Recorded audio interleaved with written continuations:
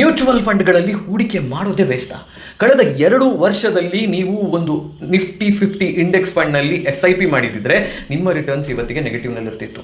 ನೀವು almost all large cap, mid cap, small cap, multi cap, hybrid ಯಾವ ಫಂಡನ್ನು ತಗೊಂಡು ನೋಡಿದರೂ ಕೂಡ ಮ್ಯೂಚುವಲ್ ಫಂಡ್ SIPಗಳ ರಿಟರ್ನ್ಸ್ ಕಳೆದ 2 ವರ್ಷದ್ದು ನೆಗೆಟಿವ್ನಲ್ಲೇ ಇದೆ. ಮ್ಯೂಚುವಲ್ ಫಂಡ್ SIP ಡೇಟಾ ಕೂಡ ಇದೇ ಕಥೆಯನ್ನು ಹೇಳ್ತಾ ಇದೆ. ಹೋದ ತಿಂಗಳವರೆಗೆ ಆಲ್ಮೋಸ್ಟ್ 30,000 ಕೋಟಿ ರೂಪಾಯಿಯಷ್ಟು ಇನ್ಫ್ಲೋ ಮ್ಯೂಚುವಲ್ ಫಂಡ್ಗಳಿಗೆ ಪ್ರತಿ ತಿಂಗಳು ಬರ್ತಿತ್ತು. ಈ ತಿಂಗಳಿಗಾಗಬೇಕಾದ್ರೆ ಅದರ ಡೇಟಾ 20,000 ಕೋಟಿಗೆ ಬಂದಿದೆ. ಇದರ ಜೊತೆ ಫಂಡ್ ಹೌಸಸ್ಗಳೆಲ್ಲ ಹೇಳ್ತಿರುವಂತಹದ್ದು ಏನು ಅಂದರೆ ರಿಡೆಂಪ್ಷನ್ ಪ್ರೆಷರ್, ಅಂದರೆ ಮ್ಯೂಚುವಲ್ ಫಂಡ್ನಲ್ಲಿ ಹಾಕಿದಂತಹ ದುಡ್ಡನ್ನು ತೆಗೆಯುತ್ತಿರುವವರ ಸಂಖ್ಯೆಯೂ ಕೂಡ ಹೆಚ್ಚಾಗ್ತಿದೆ ಅಂತ. ಯಾಕೆ ಹೀಗಾಗ್ತಿದೆ? ಭಾರತದ ಮಾರ್ಕೆಟ್ಗಳು ಕಳೆದ 2 ವರ್ಷದಿಂದ ರಿಟರ್ನ್ಸ್ ಕೊಡದೇ ಇರೋದು ಯಾಕೆ? ಈಗೊಂದು ವೇಳೆ ನಾವು ಮ್ಯೂಚುವಲ್ ಫಂಡ್ನಲ್ಲಿ ಹೂಡಿಕೆ ಮಾಡ್ತಿದ್ದೀವಿ ಅಂತ ಹೇಳಿದರೆ ನಮ್ಮ ಕತೆ ಏನು? ಟ್ವಿಟ್ಟರ್ನಲ್ಲಿ, ಇನ್ಸ್ಟಾಗ್ರಾಮ್ನಲ್ಲಿ, ಸೋಷಿಯಲ್ ಮೀಡಿಯಾದಲ್ಲಿ ಎಲ್ಲೇ ನೋಡಿದರೂ ಕೂಡ ಬರೀ ನೆಗೆಟಿವಿಟಿ ಮಾತ್ರ ನಿಮಗೀಗ ಕಾಣುತ್ತೆ.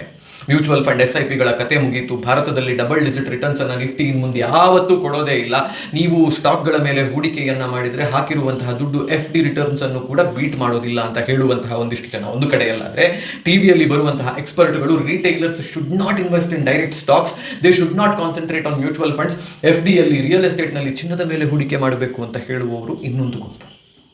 ಆದರೆ ನಿಜವಾಗ್ಲೂ ನಾವು ಏನು ಮಾಡಬೇಕಾಗಿರುವಂತಹದ್ದು, ಓವರ್ ಆಲ್ ಆಗಿ ಯಾಕೆ ಭಾರತದ ಈಕ್ವಿಟಿ ಮಾರ್ಕೆಟ್ ಕಳೆದ 2-3 ವರ್ಷದಲ್ಲಿ ಮೂವ್ ಆಗ್ತಿಲ್ಲ ಅನ್ನುವ ಪ್ರಶ್ನೆಗಳನ್ನು ನಾವು ಕೇಳಿದರೆ ಉತ್ತರ ಬರುವಂತಹದ್ದು, ಒಂದು, ಸರ್ಕಾರದ STCG, LTCG, STTಯ ಹೆಚ್ಚಳದಿಂದಾಗಿ FIIಗಳು ಒಂದು ಸ್ವಲ್ಪ ಮಿಫ್ಡ್ ಆಗಿದ್ದಾರೆ ಅಂತ ಹೇಳುವಂತಹದ್ದು ಒಂದು ಪಾಯಿಂಟ್. ಆದರೆ ಜಾಗತಿಕವಾಗಿ ನಡೆದಿರುವಂತಹ ಯುದ್ಧಗಳು, ಅನ್ಸರ್ಟನಿಟಿಯ ಕಾರಣದಿಂದಾಗಿ ಡಾಲರ್ ಸ್ಟ್ರೆಂಥನ್ ಆಗ್ತಿದೆ, ರುಪಿ ವೀಕ್ ಆಗ್ತಿದೆ, ಇದು ಇನ್ನೊಂದು ಕಾರಣ.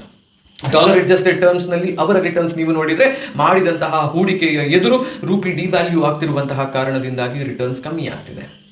3ನೇ ಪಾಯಿಂಟ್ ಇರುವಂತಹದ್ದು AI ಅಂತ ಹೇಳುವಂತಹದ್ದು ಜಗತ್ತಿನಲ್ಲಿ ಇವತ್ತು ಇರುವಂತಹ ಅತಿ ದೊಡ್ಡ ಥೀಮ್. ಈ ಥೀಮ್ ಇರುವ ಕಾರಣದಿಂದಾಗಿಯೇ ತೈವಾನ್ ಇರಬಹುದು, ಸೌತ್ ಕೊರಿಯಾ ಇರಬಹುದು, ಅಮೆರಿಕ ಇರಬಹುದು, ಈ 3 ದೇಶಗಳ ಸ್ಟಾಕ್ ಮಾರ್ಕೆಟ್ಸ್ ಓಡ್ತಾ ಇರುವಂತಹದ್ದು. ಆದರೆ ಭಾರತದ ಯಾವುದಾದ್ರೂ ಕಂಪನಿ ಈ AI ಪ್ಲೇನಲ್ಲಿ ತನ್ನ ಹೆಸರನ್ನು ಇಟ್ಟಿದೆಯಾ ಅಂತ ಕೇಳಿದರೆ ದ ಆನ್ಸರ್ ಇಸ್ 0. ಯಾವುದೇ ದೊಡ್ಡ ಚಿಪ್ ಮ್ಯಾನುಫ್ಯಾಕ್ಚರರ್ ಇಲ್ಲಿಲ್ಲ, ಯಾವುದೇ ದೊಡ್ಡ AI ಆಲ್ಗಾರಿಥಮ್ಗಳನ್ನು ಬರೆಯುವಂತಹ, AI ಚಾಟ್ ಬಾಟ್ಗಳನ್ನು, ಏಜೆಂಟ್ಗಳನ್ನು ಡೆವಲಪ್ ಮಾಡ್ತಾ ಇರುವಂತಹ, ಅಥವಾ AIನ ಹಿಂದೆ ಇರುವಂತಹ ಬ್ರೈನ್ ಆಗಿರುವ ಆಲ್ಗಾರಿಥಮ್ಸನ್ನು ಬರೀತಿರುವಂತಹ ಕಂಪನಿ ಯಾವುದು ನಮ್ಮದಿಲ್ಲ. ಇದಿಷ್ಟು ಇದ್ದಾಗ what happens? V miss out on play. ಆದರೆ ಹೀಗಾದ ಕೂಡಲೇ ಏನಾಗುತ್ತೆ?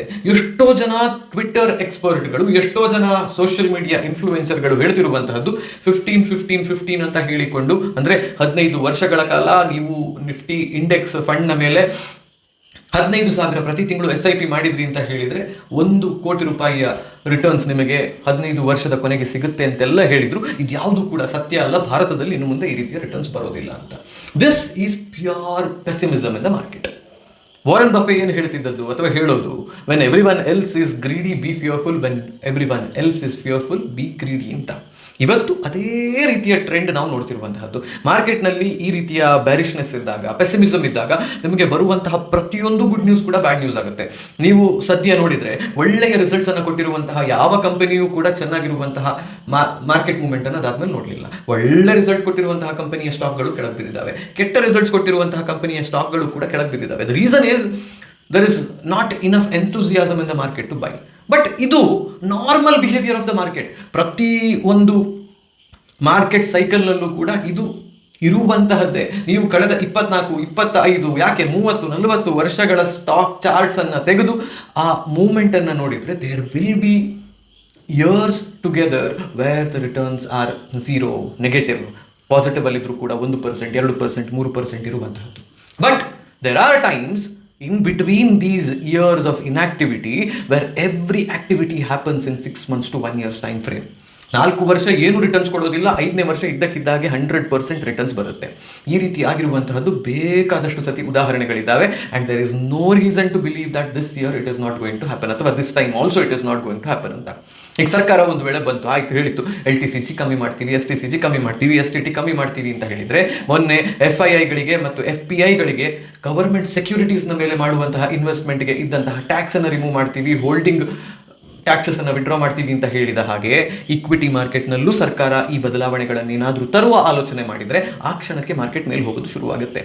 ಆ್ಯಂಡ್ ಈ ಸ್ಟ್ರೈಟ್ ಆಫ್ ಹಾರ್ಮೂಸ್, ಯುದ್ಧಗಳು, ಈ AI ಬಬಲ್ ಏನು ಓವರ್ ಆಲ್ ಆಗಿ ಬಂದಿದೆಯೋ ಅದು ಒಂದು ವೇಳೆ ಬ್ರೇಕ್ ಆಯಿತು, ಅದು ಒಂದು ವೇಳೆ ಬರ್ಸ್ಟ್ ಆಗೋದು ಶುರುವಾಯಿತು ಅಂತ ಹೇಳಿದರೆ we become an attractive market right after that. ಆದರೆ ನೀವು ಅದನ್ನು ಟೈಮ್ ಮಾಡಿಕೊಂಡು ಅದನ್ನು ಕಾದುಕೊಂಡು ಕೂರೋದಕ್ಕೆ ಸಾಧ್ಯ ಇಲ್ಲ. What you should do as investors is put your head down, believe whatever you are doing. ನಿಮ್ಮ ಹತ್ರ ಎಷ್ಟು ಒಳ್ಳೆಯ ಮ್ಯೂಚುವಲ್ ಫಂಡ್ ಇದ್ರೂ ಕೂಡ ನೀವು ಅದಕ್ಕೆ ಸಮಯ ಕೊಡದೇ ಇದ್ದರೆ it is not going to be good for you. The best mutual fund will be best for you only when you give it enough time. ಸಮಯ ಕೊಡಿ. ಯಾರ್ಯಾರೋ ಏನೇನೋ ಹೇಳ್ತಿದ್ದಾರೆ ಅಂತ ಅಂದ್ಕೊಂಡು ಆಲೋಚನೆಯನ್ನು ತುಂಬ ಮಾಡೋದಕ್ಕೆ ಹೋಗಬೇಡಿ. Especially when the markets are in the negative, when there is pessimism all around. Markets ಮೇಲೆ ಹೋಗೋದಕ್ಕೆ ಶುರುವಾದಮೇಲೆ ಪ್ರತಿಯೊಬ್ಬರು ಎಕ್ಸ್ಪರ್ಟ್ಗಳೇ 25,000ಕ್ಕೆ ನಿಫ್ಟಿ ನಾಳೆ ಹೋದರೆ 30,000 ಪ್ರಿಡಿಕ್ಷನ್ ಕೊಡುವವರು ಇನ್ನೊಬ್ರು ಇರ್ತಾರೆ. 30,000ಕ್ಕೆ ಹೋಯ್ತು ಅಂದರೆ 50,000 ಪ್ರಿಡಿಕ್ಷನ್ ಕೊಡುವವರು ಮತ್ತೊಬ್ರು ಇರ್ತಾರೆ. ಬಟ್ ಯಾವಾಗ ಮಾರ್ಕೆಟ್ 22-23 ರೇಂಜ್ನಲ್ಲಿರುತ್ತೋ 15,000 10,000 ಪ್ರಿಡಿಕ್ಷನ್ ಕೊಡುವವರು ಇರ್ತಾರೆ. ಮಾರ್ಕೆಟ್ ಇರುವುದೇ ಹೀಗೆ. ಈ ವೊಲಾಟಿಲಿಟಿ ಹೀಗೆ ಇರುತ್ತೆ. ಇನ್ಆಕ್ಟಿವಿಟಿ, ಮಾರ್ಕೆಟ್ ಮೂವ್ ಆಗದೆ ಇರುವಂತಹ long periods of times of inactivity ಯಾವತ್ತೂ ಇರುವಂತಹದ್ದೇ. This is the part and parcel of stock market investing. ಇದು ನಿಮಗೆ ಗೊತ್ತಿರಲಿ. There is nothing wrong, there is nothing to worry. Believe in what you are doing and continue doing it. ಅಷ್ಟೇ ನಾನು ಹೇಳೋದು. Mutual ಫಂಡ್ಸ್ನಲ್ಲಿ SIP ಮಾಡ್ತಿದ್ದೀರಿ ಅಂದರೆ this is the time where you need to trust yourself and continue doing. ಸರಿಯಾದ ದಾರಿಯಲ್ಲಿದ್ದೀರಿ, ಇದನ್ನು ಮುಂದುವರಿಸಿಕೊಂಡು ಹೋಗಿ ಅಷ್ಟೇ. ಇದು ಇವತ್ತಿನ ವಿಡಿಯೋ. ಹೋಗಿ ಬರ್ತೀನಿ. ನಾನು ನಿಮ್ಮ ಆಶೀಶ್ ಸರಡ್ಕ.